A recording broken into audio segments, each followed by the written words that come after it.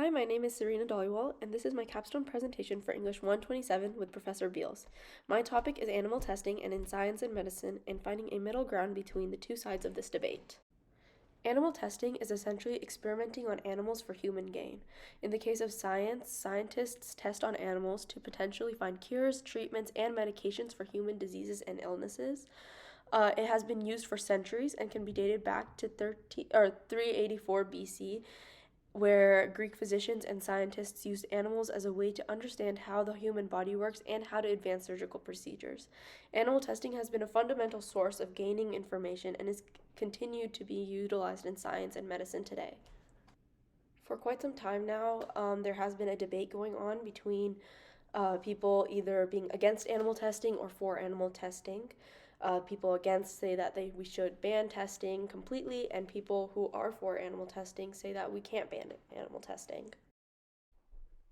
The topic of animal testing in medicine is important for many reasons. By studying animal bodies, scientists have been able to understand how the human body works and reacts to certain stimuli. It has been a crucial step in preclinical trials, which are tests done before people try medication or treatment. But even with this knowledge that we have gained from studying animals, there is no doubt that animal experimentation is harming animals as well. Both sides of this argument bring up really strong points supporting their claims. But the people who believe that animal testing should not be banned have many valid points in their argument. While understanding that it is unethical to test on animals, it may be even more unethical to refuse to work on human health. So many people around the world struggle with finding answers to their health problems. Diseases like cancer, AIDS, and Alzheimer's are all very common, yet don't have a cure for them. Take away animal testing, and we take away the main resources that scientists use to research these diseases.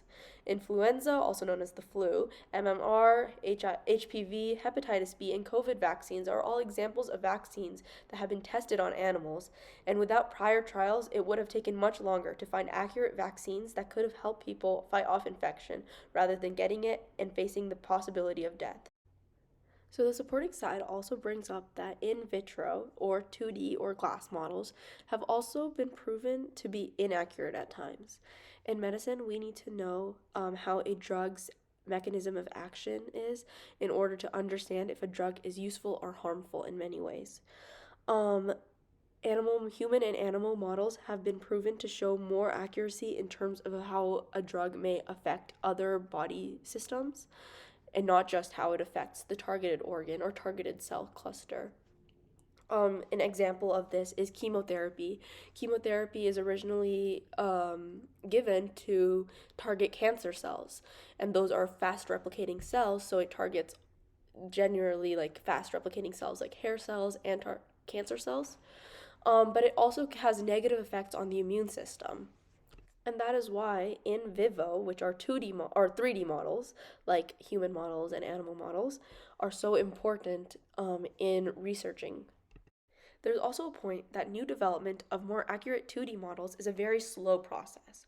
Because of how new they are, they're not yet as reliable either. For example, an organ on a chip model, which I will go into more detail later in the slideshow, is still fairly new and has been worked on since 2007, so 17 years ago, which is still fairly new. One example is the Harry Harlow theory, where basically Harry Harlow was a psychologist who experimented the bond between mothers and their child through testing with animals. And these are types of tests that scientists like Harlow would not be able to do on 2D models.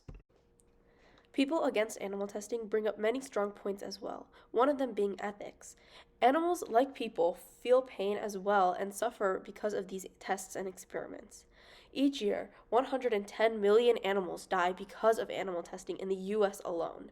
They are cut, tortured, drugged, poisoned, disabled, etc., all in the name of science. Harry Harlow is a great example of how, while yes, the research is important, but these monkeys were left traumatized after the experimenting. After these experiments, monkeys who were separated from their mothers were timid, hostile, and unable to socialize with other monkeys, and even went as far as not being able to take care of their own children. Another example is that pigs and long-tailed monkey species are now listed as endangered because of the excessive testing on animals. Another point that they bring up is that animal testing is outdated. It has been used years ago, And while it was useful then, medicine has advanced so much that animal testing can no longer live up to the same expectations that it once did. It is an excruciatingly long process that is not always accurate, and when using animal testing, only about 12% of trials pass preclinical stages, so that is before it gets moved on to human testing. And even when it passes on to clinical stages, only 60% of those tests pass the clinical stage and go on to the general public. Animal testing can also get quite costly.